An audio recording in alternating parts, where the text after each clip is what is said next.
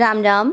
आज हम श्रीमद् भगवत गीता के अध्याय 5 कर्म संन्यास योग का श्लोक 11 देखते हैं। पहला चरण का ये और न पूरा है, न में अमिक्स करेंगे का ये न, फिर म और न दोनों अक्षर पूरी, दोनों में अमिक्स करेंगे मनसा, का ये न मनसा। बु के साथ आदत है बुद्ध और ध आदि के साथ याध्या बुद्ध्या। पहला चरण रिपीट करते हैं, कायेन मनसा बुद्ध्या। दूसरा चरण देखते हैं, के व में अमिक्स करेंगे केवल, ल पे आई की मात्रा दो मात्रा लई, केवल लई। फिर री मात्रा के अंदर आधा न री के साथ पढ़ेंगे री, आधा न रिन। द्र पूरा है, द आधा र पूरा, द्र पे ई की मात्रा लगा दी द्री, रिंद्री। फिर य पे दो मात्रा यई, रिंद्रियई। र पूरा अक्षर र में अमिक्स करेंगे रपी।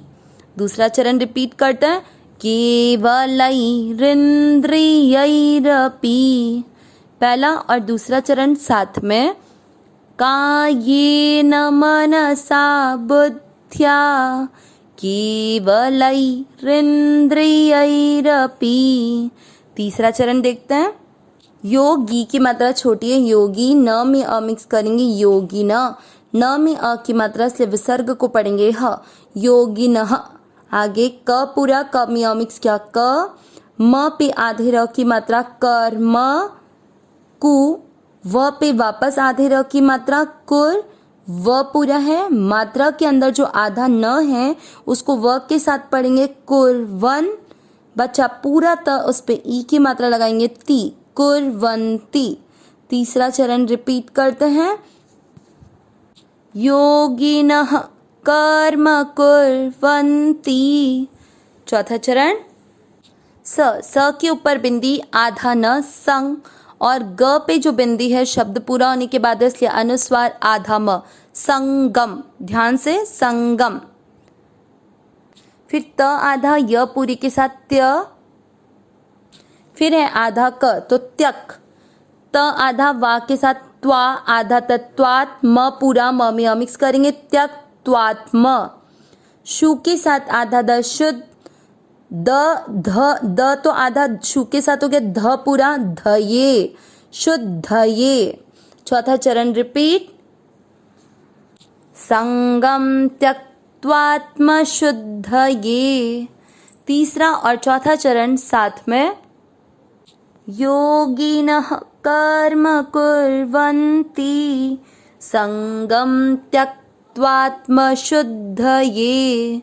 पूरे श्लोक का उच्चारण एक साथ, कायेन मनसा बुद्ध्या केवलै रिंद्रियैरपि योगिनः कर्म कुर्वन्ति संगम त्यक्त्वात्म शुद्धये।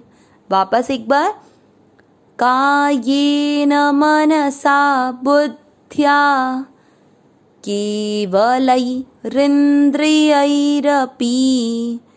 योगिनः कर्म कुर्वन्ति संगम त्यक्त्वात्म शुद्धये।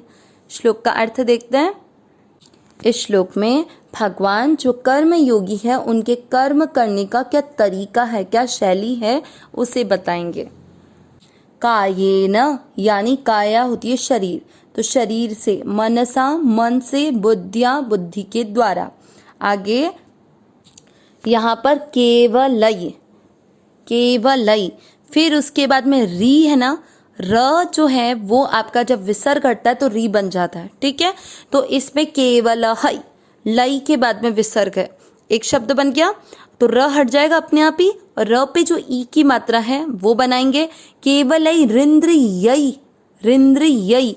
फिर रपी है, र हटाने के लिए इंद्रियई के बाद में विसर्ग लगा दो, तो दो शब्द बन गए, केवल हई, लई के बाद में विसर्ग, प्लस इंद्रिय हई, प्लस र हट गया, र में अमिक्स किया था अपी, तो ये तीन शब्द इस तरह से बनेंगे।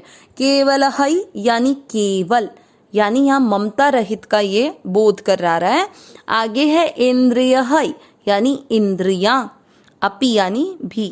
योगिनः यानी कर्मयोगी, कर्म कर्म कार्य जो कर्म कर रहे हैं, योगिनः कर्मयोगी कर्म कुर्वन्ति करते हैं। आगे संगम, संगम होता है आसक्ति। त्यक्त्वात्म, त्यक्त्वात्म यहाँ पर दो शब्द हैं, त्यक्त्वा प्लस वा में जो आ की मात्रा उसको अलग किया, त्यक्त्वा प्लस आत्म शुद्ध, ये आत्म शुद्ध है यानी अपने अंतःकरण की शुद्धि के लिए, त्यक्त्वा यानी त्याग करके, किसका त्याग, आसक्ति का त्याग करके। तो जो कर्म योगी है वो कर्म करते हैं आसक्ति का त्याग करके अपनी अंतःकरण की शुद्धि के लिए, किस किस से, केवल शरीर इंद्रिया मन बुद्धि, शरीर मन बुद्धि के द्वारा।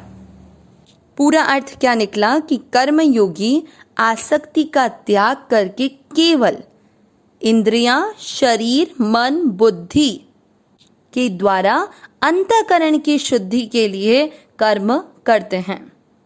कर्म योगी इन इंद्रियों को, शरीर को, मन को, बुद्धि को, सबको किसके, संसार की सेवा में लगा देते हैं। इसलिए वो केवल यानी यहाँ पर अपन ने ममता रहित लिया था कि वो किसी भी चीज को अपनी नहीं मानते, सबको किसके, संसार की सेवा के लिए लगा देते हैं। तो उनकी कोई चीज मेरी नहीं है, इसलिए उनकी फल की आसक्ति भी नहीं रहती, फल की कोई इच्छा नहीं, क्योंकि जो चीज मेरी है ही नहीं तो मुझे कुछ चाहिए नहीं।